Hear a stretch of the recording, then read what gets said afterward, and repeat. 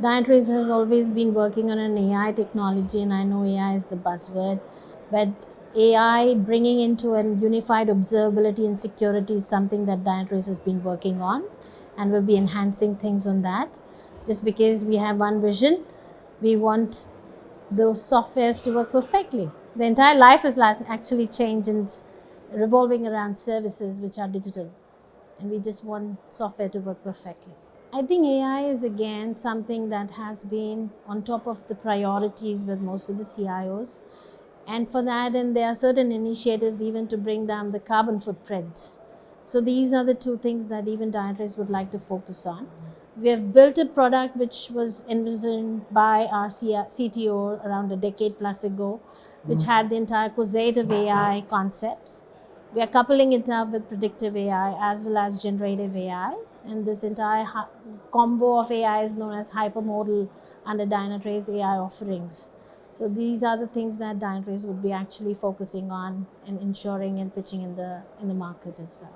See, the major understanding about AI ML or the concepts have been getting into events and alerts and consolidating or getting some analytics done on those. But how often have those CIOs or their team members looked into those alerts being really actioned? And we have had historical data available where if you've got 100,000 issues happening, only 5 get action because rest get into, or the rest of the alerts get into junk mails. No actions. But if you are pumping the same kind of data into any AI ML, it is like garbage in and garbage out and defeats the project itself. And that's where Dynatrace spoke about this hypermodal AI concept, where you have a built-in AI to understand your IT environment from infrastructure, from applications, from services and their usability. And on top of that, now couple it up with certain things where there could be proprietary technologies where you can go and deploy this kind of an agent, and then you could bring those events and all and then correlate that. So that correlation comes from the predictive piece.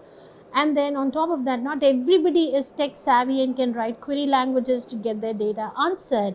So how can I bring the generative AI concept and get multiple teams under the same organization use that data and get their questions answered in a common language? So if you say security, it's a vast world out there on security itself.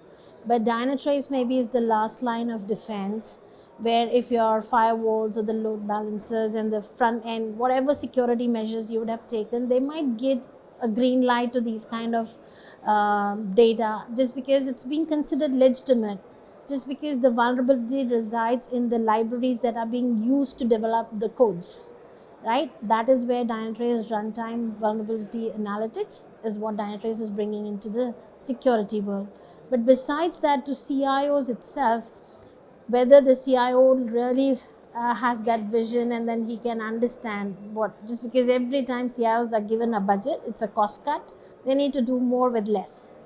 They have to think about optimizations in terms of infrastructure and all. Do I have something where I have a sprawl of tools, but I could consolidate to make it more meaningful and valuable in terms of bringing the business or revenue generation matrices up in my organization? That will be the biggest differentiator that Dynatrace could bring to any CIO. So in terms of like quite a number of times cloud budgets get burst, right? We have seen people who have moved to cloud. Now they said that they want to bring it back to on-premise because it was cheaper, just because those applications were not designed for a cloud environment, right? But I took a decision of lifting and shifting it there, and that's why the budgets were bursting.